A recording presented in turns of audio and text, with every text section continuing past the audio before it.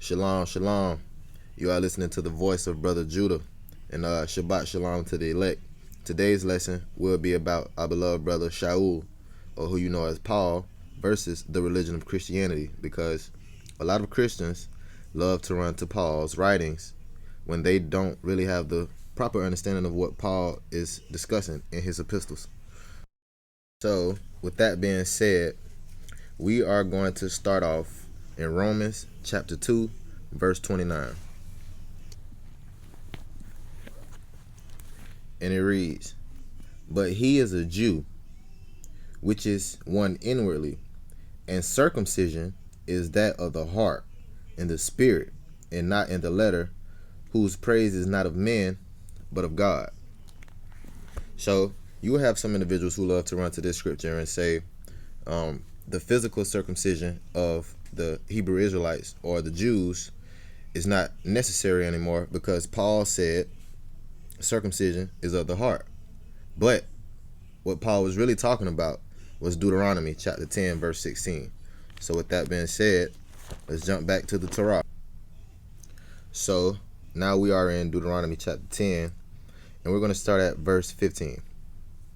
And it reads, "Only the Lord had a delight in thy fathers to love them, and he chose their seed after them, even you above all people, as it is this day."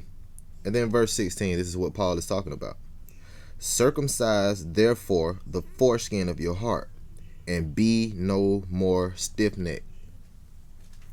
So, what has to be understood about our beloved brother Shaul is that he was a Pharisee, meaning he always spoke from the law, and he wasn't a messianic at first until he had an encounter with Christ.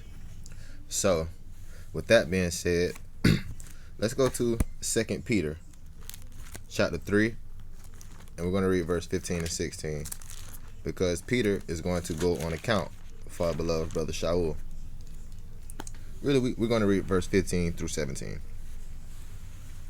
So, 2 Peter chapter 3, verse 15, it says, "An account that the long suffering of the Lord is salvation, even as our beloved brother Paul, also according to the wisdom given unto him, have written unto you." Verse 16, "As also in all his epistles," or his writings, "speaking in them of these things, in which are some things hard to be understood, which they that are unlearned and unstable wrest, as they do also the other scriptures unto their own destruction." Notice it says the individuals who are unlearned and unstable rest with Paul's writings, but it spells rest with a W, meaning they wrestle with the scriptures unto their own destruction. Because if you don't understand what Paul is saying, yet you are quoting from his writings, you're lying on him, no matter how you slice it. Verse 17, "Ye therefore, beloved, seeing ye know these things before, beware, lest ye also, being led away with the error of the wicked, fall from your own steadfastness." So it's on you to go back and read the Old Testament so you will understand what our beloved brother Shaul was getting at. Because a lot of Christians will try to use one line with Paul, but the way Paul's epistles are set up, you cannot possibly read one line of what he's saying and have the proper understanding of what he's talking about. It just doesn't work like that. And as Isaiah 28 verse 9 and 10 says, precept must be upon precept, precept upon precept, line upon line, line upon line, here a little and there a little. So that's definitely how you get the true understanding of what our beloved brother Shaul was talking about. So with that being said, we are going to jump to Romans chapter 6, and we're going to read verse 14. And it reads, "For sin shall not have dominion over you, for ye are not under the law, but under grace." And a lot of individuals will stop right there and say, we're not under the law anymore, we are under grace. But all you have to do is continue to read. And in verse 15, the very next verse, Paul says, "What then?" He asks a question. "Shall we sin because we are not under the law, but under grace? God forbid." meaning no. Sin is the transgression of the law. 1 John chapter 3 and verse 4 tells us that. So either Paul is contradicting himself, or someone has a misunderstanding on what our beloved brother Shaul, what law he is talking about. So let's jump to Romans chapter 7 and verse 7. And it reads, "What shall we say then? Is the law sin? God forbid. No. Nay, I had not known sin but by the law. For the law had said, Thou shalt not covet." So let's get a precept on that. Now let's go to Romans chapter 3 and verse 20. Because Paul just said he had not known sin but by the law. Meaning he didn't know what sin was until he found out the law. Then he said, Thou shalt not covet. But before we go to that specific law, let's go to Romans chapter 3 and verse 20. And it reads, "Therefore, by the deeds of the law, there shall no flesh be justified in his sight. For by the law is the knowledge of sin." So, if you don't know the law, you cannot possibly know what sin is. 1 John chapter 3 verse 4 explains sin is transgressing the law. So, let's jump to Exodus chapter 20 and verse 17 right quick. Because Paul said, Thou shalt not covet. So, Exodus chapter 20 and verse 17 reads, "Thou shalt not covet thy neighbor's house. Thou shalt not covet thy neighbor's wife, nor his manservant, nor his maidservant, nor his ox, nor his ass, nor anything that is thy neighbor's." So Paul is always referring back to the Torah because he was a Pharisee. So with that being said, let's jump to Galatians chapter 2, and we're going to start at verse 16. Well, we can start at verse 15. So it says, "We who are Jews by nature and not sinners of the Gentiles." So Jews by nature, meaning fleshly Jews. Verse 16, "Knowing that a man is not justified by the works of the law, but by the faith of Jesus Christ. Even we have believed in Jesus Christ, that we might be justified by the faith of Christ, and not by the works of the law. For by the works of the law shall no flesh be justified. But if while we seek to be justified by Christ, we ourselves are also are found sinners, is therefore Christ the minister of sin? God forbid. For if I build again the things which I destroyed, I make myself a transgressor." So once you come into the truth of the Bible and you start to revert back to your old ways, you become a transgressor. That's why he said, for if I build again the things which I destroyed, or my old habits, I make myself a transgressor. So with that being said, a lot of individuals love to pull the grace card, and no doubt we are under grace. But may I pose this question? Say for instance you're late on a Comcast bill, or your light bill, or your phone bill. They may offer you a grace period, but you still have to pay the bill. Yes, we are under grace, but we still have to keep the law of Moses, which is really the Lord's law that was given to Moses, and then through Moses he gave it to the children of Israel. But yes, they love to pull the grace card. So with that being said, let's turn our books to Ephesians chapter 2 and verse 8. So Ephesians chapter 2 verse 8, it reads, "For by grace are ye saved, through faith, and that not of yourselves, is the gift of God." So yes, by grace are ye saved is what they love to run to. And no doubt, how could I disagree with the scriptures? But what does grace teach us? Let's go to Titus chapter 2 and we're going to read verse 11 and 12. So Titus chapter 2 verse 11, it says, "For the grace of God that bringeth salvation hath appeared to all men." Verse 12, "Teaching us that denying ungodliness and worldly lust, we should live soberly, righteously, and godly in this present world." So grace teaches us to deny ungodliness and worldly lust, and we should live soberly, righteously, and godly in this present world. Now, if you ask me, grace teaches us to keep the commandments, to deny ungodliness and worldly lust, to live soberly and righteously and godly in this present world. If you are not keeping the commandments, you are doing the opposite of what grace teaches us. So with that being said, let's get some examples of the word grace. Let's go to Genesis chapter 6. We're going to read verse 7 and 8. So Genesis chapter 6 verse 7. It says, "And the Lord said, I will destroy man whom I have created from the face of the earth, both man and beast, and the creeping thing, and the fowls of the air, for it repenteth me that I have made them." Verse 8. "But Noah found grace in the eyes of the Lord, because Noah kept the commandments of the Most High." And you can link that up with Genesis chapter 6 verse 9. Noah was a just man. Ecclesiasticus chapter 44 verse 17. And 2 Peter chapter 2 and verse 5.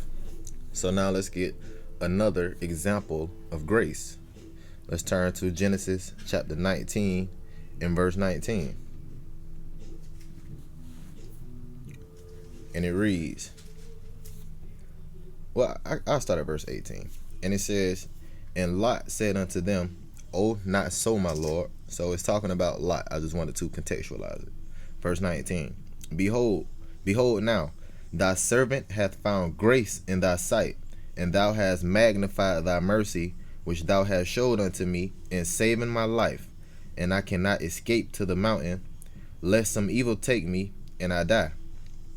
So we all know Lot and his wife would have gotten out of Sodom and Gomorrah, but his wife looked back and turned into a pillar of salt. But Lot's life was spared because he listened to the commandments of the Most High, and he found grace in the eyes of the Most High. So with that being said, let's turn to the book of St. John, chapter 3, and we're going to read verse 17, not verse 16. So verse 17 states, "For God sent not his Son into the world to condemn the world, but that the world through him might be saved." That was talking about the first time, not the second coming of Yahushua, who we call Jesus. So let's understand that our brother Shaul believes the exact same thing that the Israelites who are in the world today believe. Let's go to the book of Revelations chapter 20 and verse 13. And we're going to get some confirmation on that after this verse. So Revelation chapter 20 and verse 13 reads, "And the sea gave up the dead which were in it, and death and hell delivered up the dead which were in them, and they were judged, every man according to their works." So there's nothing we can do about judgment. It's going to happen, and it's going to be according to our works. So let's turn to 2 Corinthians chapter 5 and verse 10. Let's see if our beloved brother Shaul feels the same way. Or not even should I say feels the same way, but knows the same thing. So 2 Corinthians chapter 5 and 10, it says, "For we must all appear before the judgment seat of Christ, that everyone may receive the things done in his body according to that he have done, whether it be good or bad."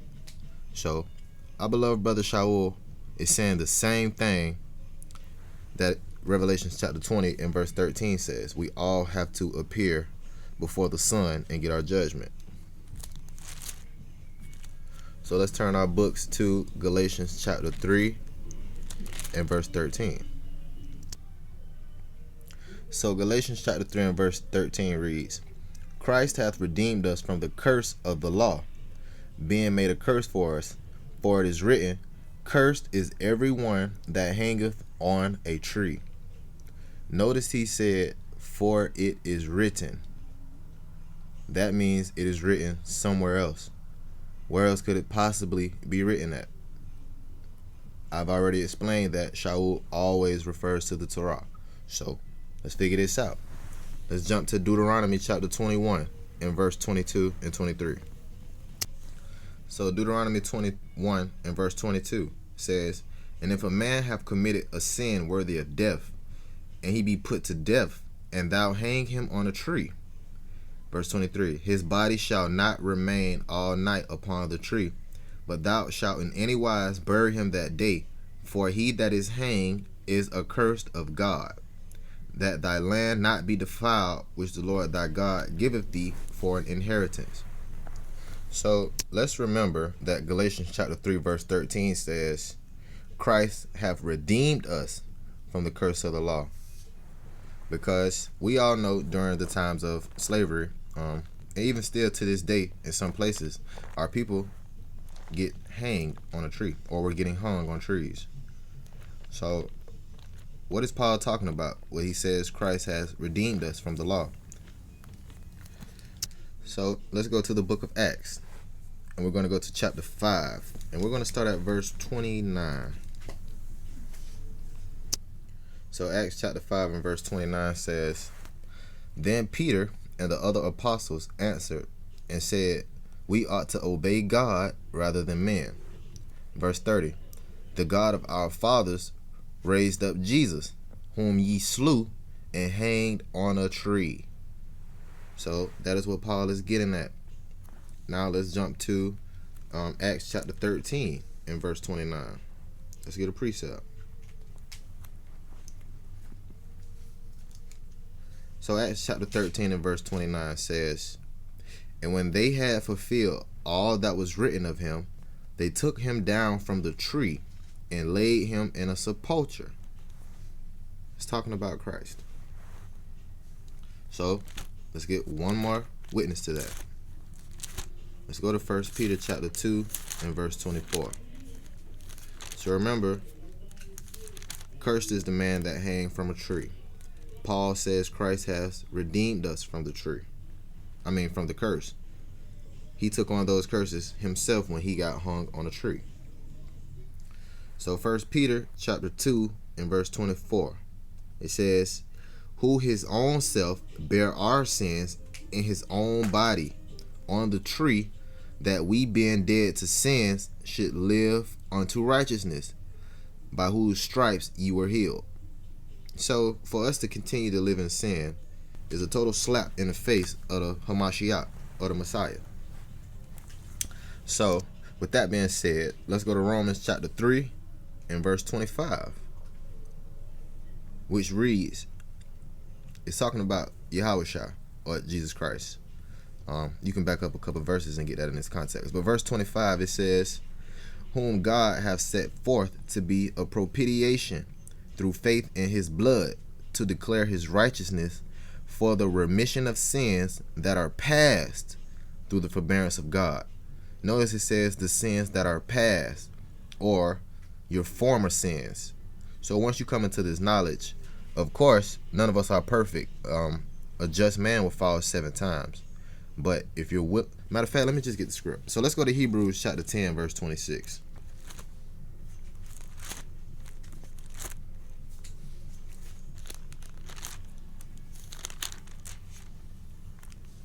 So Hebrews 10 and 26, it reads, for if we sin willfully, after we have received the knowledge of the truth, there remaineth no more sacrifice for sins.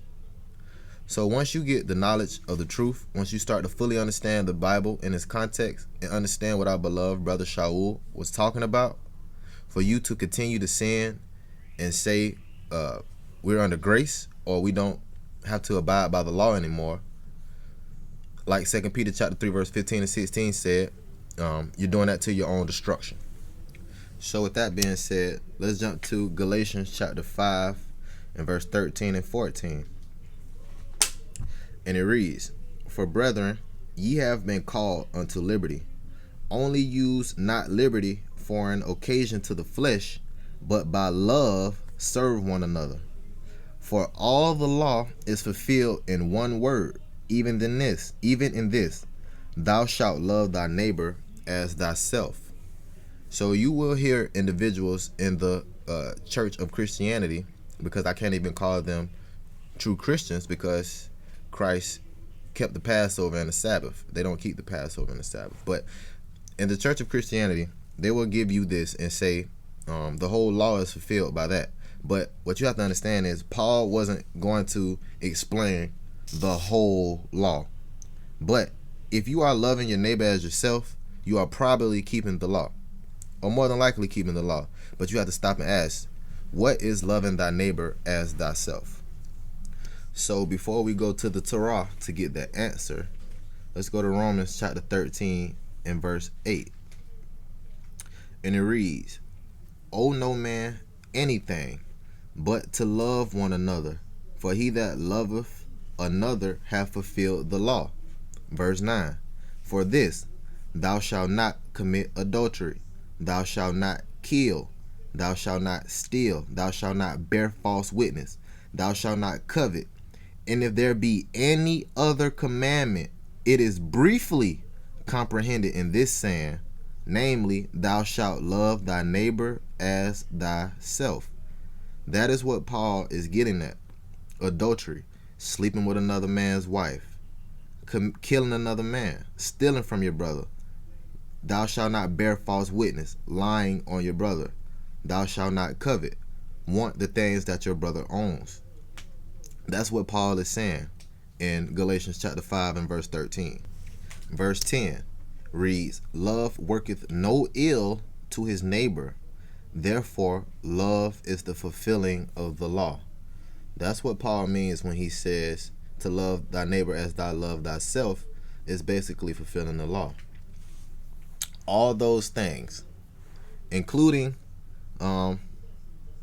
if there be any other commandment, it is briefly comprehended in this saying, meaning he didn't lay out all the commandments. But if you're keeping those commandments, more than likely you are keeping the law. So with that being said, let's jump to 2 John and verse 6. 2 John is just one chapter. And it reads, and this is love, that we walk after his commandments. This is the commandment, that as ye have heard from the beginning, ye should walk in it. So this commandment has been from the beginning. It's nothing new to love your brother as you love yourself. So let's go back to the Torah. And we're going to start in Leviticus chapter 19. And we're going to start from verse 11. And it reads, ye shall not steal, neither deal falsely, neither lie to one another. That's the way to love your brother. Verse 12. And ye shall not swear by my name falsely, neither shalt thou profane the name of thy God. I am the Lord. Thou shalt not defraud thy neighbor, neither rob him. The wages of him that is hired, thou shalt not abide with thee all night until the morning. So if you pay a man to do a job, pay him that day. Don't make him wait until the morning for his funds. Verse 14, thou shalt not curse the deaf, nor put a stumbling block before the blind, but shalt fear thy God. I am the Lord. Ye shall do no unrighteousness in judgment. Thou shalt not respect the person of the poor, nor honor the person of the mighty, but in righteousness thou shalt judge thy neighbor. So just because a man is rich, or just because a man is poor, you're not supposed to judge them differently. You're supposed to judge them the same. Verse 16, thou shalt not go up and down as a talebearer among thy people, neither shalt thou stand against the blood of thy neighbor. I am the Lord. Verse 17, thou shalt not hate thy brother in thine heart. Thou shalt in any wise rebuke thy neighbor, and not suffer sin upon him. That is love. Do not allow your neighbor to sin. Rebuke the sin. Verse 18, thou shalt not avenge nor bear any grudge against the children of thy people. So the Israelites. But thou shalt love thy neighbor as thyself. I am the Lord. That is what our beloved brother Shaul is getting at. Now let's jump to Galatians chapter 6, and we're going to read verse 7 and 8, which reads, "Be not deceived, God is not mocked. For whatsoever a man soweth, that shall he also reap. For he that soweth to his flesh shall of the flesh reap corruption, but he that soweth to the Spirit shall of the Spirit reap life everlasting." And with that being said, let's go to Leviticus chapter 24 to get some more understanding. And we are going to start at verse 17. And it says, "He that killeth any man shall surely be put to death. And he that killeth a beast shall make it good, beast for beast." So if you kill your brother, you should be put to death. If you kill your brother's beast, you must recompense him a beast, beast for beast. Or one of your beasts should die, beast for beast. 19. "And if a man cause a blemish in his neighbor, as he have done, so shall it be done to him. Breach for breach, eye for eye, tooth for tooth, as he have caused a blemish in a man, so shall it be done to him again." So, treat people how you want to be treated. Love thy neighbor as yourself. In this life, you will love nobody more than you love yourself. So, how do you treat your neighbor? As thyself. Things you wouldn't do to yourself, why would you suffer your neighbor to do it?